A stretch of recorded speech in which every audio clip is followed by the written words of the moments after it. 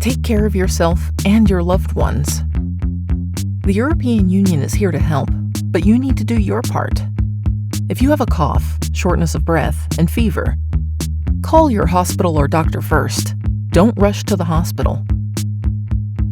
Bear in mind that other family members or people might be infected by you. Stay home and avoid being in the same room with others. Cover your mouth when coughing or sneezing. Coronavirus is spreading. Always take all the safety measures needed. Stay safe. Wear a mask.